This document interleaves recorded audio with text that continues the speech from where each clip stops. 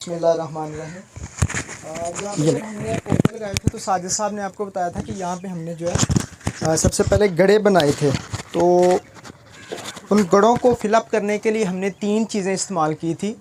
एक हिस्सा हमने ऊपर वाली जो टॉप सॉइल थी, और दूसरा हिस्सा जो था वो भल का, और तीसरा हिस्सा जो था वो ये कंपोस्ट का या पीट मॉस का। उसके साथ हमने इसमें NPK जो है वो शामिल की थी। उसमें हमने NPK 2020 जो है वो 2 kg इस्तेमाल की थी। साथ हमने SOP 1 kg डाला था। साथ में फंजीसाइड और इंसेक्टिसाइड ये सारी चीज़ें इसमें शामिल कर दी थी ताकि पौधा जो है वो एंड तक अच्छे तरीके से जो है वो चल सके। उसके बाद फिर हमने इसको जितनी भी एप्लीकेशंस की थी फर्टिलाइज़र्स की, वो प्लांट के बिल्कुल साथ साथ की थी। उसका रिंग के साथ साथ तने से 3 इंच दूर हटा के हमने जो है वो फर्टिलाइज़र्स को दी थी। शुरू के अंदर हमने इसको फास्फोरिक एसिड का इस्तेमाल किया था। बाद में हमने इसके साथ फास्फोरिक एसिड के साथ हमने नाइट्रोजन का इस्तेमाल किया है, और जैसे जैसे ये फ्रूटिंग पे आता गया इसको पोटाश और ट्रेस एलिमेंट्स का जो है वो इस्तेमाल किया गया। मीनवाइल इसमें बीच में हमने अमाइनो एसिड्स और फुल्विक एसिड का जो है वो इस्तेमाल किया। बल्कि ये अभी आप लाइन एक देख भी सकेंगे जिसके ऊपर हमने अभी रिसेंटली फुल्विक एसिड का जो है वो ट्रायल कंप्लीट किया है। तो जिस लाइन के ऊपर आपको फुल्विक एसिड का स्प्रे नज़र आएगा उसमें आपको नीचे से लेके ऊपर तक जो है एक तो फ्रूटिंग का साइज़ बेहतर नज़र आएगा, और दूसरे नंबर पे यह है कि उसमें पकने की रेशो सर्दी के अंदर जो है वो ज़्यादा नज़र आई है। दूसरा उसमें एक ये भी फ़ायदा मिला है कि डिज़ीज़ रेजिस्टेंस जो है वो उसने बड़ी अच्छी शो किया है, क्योंकि उसको उस लाइन को हमने पिछले 1 महीने से उसके ऊपर जो है वो कोई भी स्प्रे जो है वो हमने नहीं की। दूसरा अगर इस पर बात करें हम इंसेक्टिसाइड की, या जो हमने इसके ऊपर फंजीसाइड की है, तो इंसेक्टिसाइड इसको हमने हफ्ते में 2 दफ़ा किया जी। क्योंकि हमने इसको अप्रैल में लगाया था। अप्रैल के अंदर आपका टेम्परेचर जो है वो हाई होता है। तो जब आपका टेम्परेचर हाई होता है तो उसके साथ जो आपके इंसेक्ट होते हैं उनका प्रेशर भी जो है वो बढ़ जाता है। तो यहाँ पे जो स्प्रे की तकनीक यूज़ की गई थी वो ये थी कि हमने अंडे जो थे उनको मारने के लिए अलग से स्प्रे यूज़ किया था, और अडल्ट्स को जो है वो अलग से किया था। साथ में नियाब इंस्टीट्यूट का एक प्रोडक्ट आया था नियाब इको के नाम से। वो उसमें बेसिकली 3 तरह के उसके फ़ायदे थे। एक तो वो इंसेक्टिसाइड भी था, दूसरे नंबर पे वो फंजीसाइड भी था, और प्लांट ग्रोथ रेगुलेटर के तौर पे भी इस्तेमाल किया था। तो अभी तक हमने टोटल यहाँ पे जो अप्रैल में लगाए थे 250 प्लांट्स लगाए थे।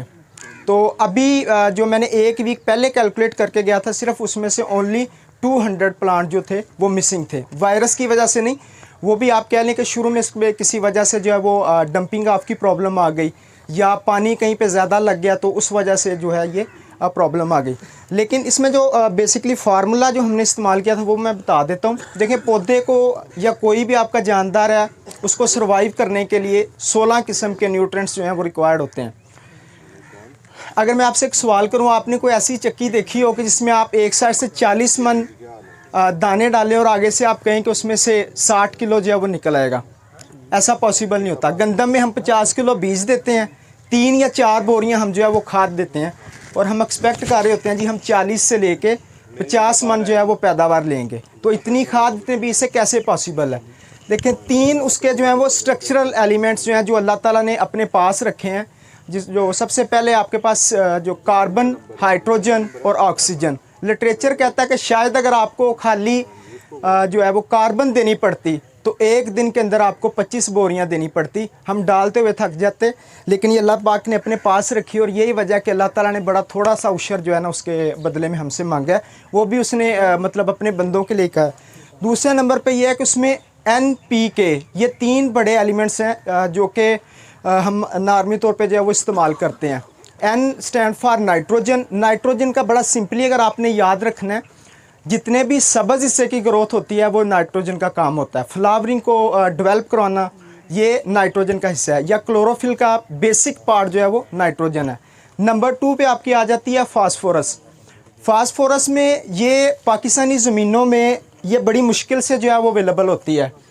पता नहीं मुझे तो समझ नहीं आती किस बंदे ने पाकिस्तान के अंदर जो थी वो DAP जो है वो इंट्रोड्यूस करवा दी थी, जबकि आपकी अपनी सॉइल की जो pH है वो 8 से ऊपर है, और आप उसमें 8.5 की ही फर्टिलाइज़र डाल रहे हैं, जिसका लिटरेचर कहता है कि ओनली 5% जो है वो आप यूज़ कर रहे हैं।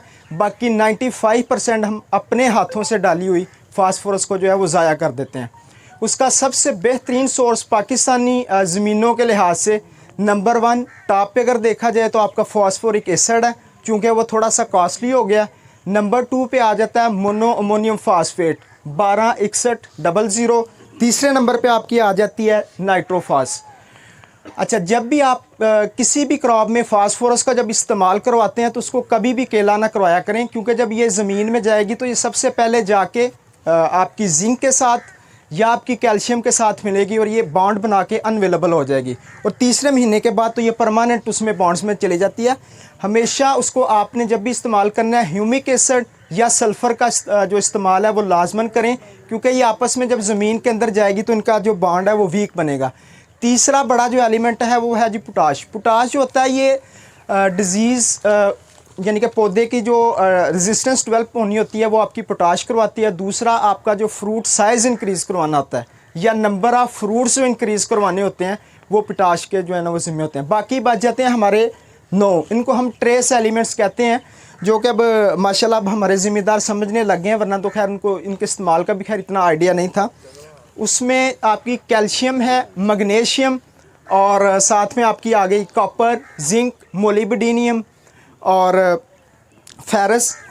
अगर इनको बड़े 2-3 की मैं मेजर की बात कर लेता हूँ, सिर्फ बोरान की आप मिसाल ले लें कि बोरान जब आपका पोलिनेशन का टाइम होता है, किसी भी क्रॉप का पोलिनेशन का टाइम होता है, उस वक्त उसको सबसे ज़्यादा जो ज़रूरत होती है वो बोरान की होती है।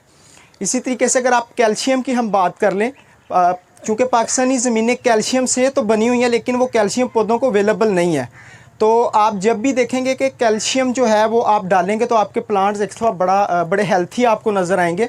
उसकी रीज़न ये है कि लिटरेचर के अंदर ये चीज़ मिलती है कि जो आपकी रूट सेयर होती हैं ना, ये कुछ टाइम के बाद ख़त्म हो जाती हैं और फिर ये बाद में डेवलप होती हैं, और ये सब काम जो होता है ये कैल्शियम के जो है ना वो ज़िम्मे होता है। तो इसी तरीके से अगर आप मोलिब्डेनियम की बात करें, बड़ा महंगा ये एक फर्टिलाइज़र है, लेकिन इसका सिर्फ अगर आप 1 एकड़ के ऊपर 1 ग्राम स्प्रे कर देते हैं, लिटरेचर कहता है कि ये आपका समझ लें 1000 नाइट्रोजन की बोरी देने से बेहतर है। क्योंकि अब एग्रीकल्चर जो है वो थोड़ी शिफ्ट हो रही है, फिर ये सारी चीज़ें जब ज़मीन में जाती हैं, पौधा इनको रूट्स के ज़रिए ले लेता है और एंड आके पत्ते इसकी फैक्ट्री होते हैं जहाँ पे इसके अपना साइकिल कंप्लीट करता है। जो एंड पे चीज़ बनती है उसको हम अमाइनो एसिड्स कहते हैं, उसमें टोटल प्रोटीन्स के यूनिट को हम अमाइनो एसिड्स कहते हैं। तो सर्दियों के दिनों में जब आपकी फ्रॉस्ट पड़ रही होती है या टेम्परेचर बड़ा डाउन होता है, सूरज नहीं मिलता, तो पौधा अपना वो साइकिल जो है वो कंप्लीट नहीं कर सकता।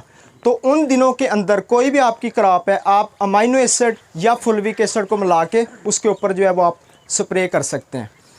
तो ये बाकी छोटी छोटी इन्फॉर्मेशन थी। बाकी इसका जो चार्ट्स बने हुए हैं कितनी फर्टिलाइज़र जो है वो इस वक्त तक डाली गई है, लेकिन वैसे मैं ओवरऑल आपको बताता हूँ अभी तक इसमें जो फास्फोरस हमने दी है वो मैक्सिमम जो है वो एग्जैक्टली तो आपको चार्ट में आ जाएगी 1 बैग के लगभग होगी, और नाइट्रोजन के को लगभग 2 बैग होंगे, और बाकी ज़्यादा जो हमने वो इसमें फोकस किया था वो सल्फ़र और ह्यूमिक एसिड के ऊपर किया था। आज शाम को इंशाल्लाह ताला वो मैं सारा इस ग्रुप के अंदर जो है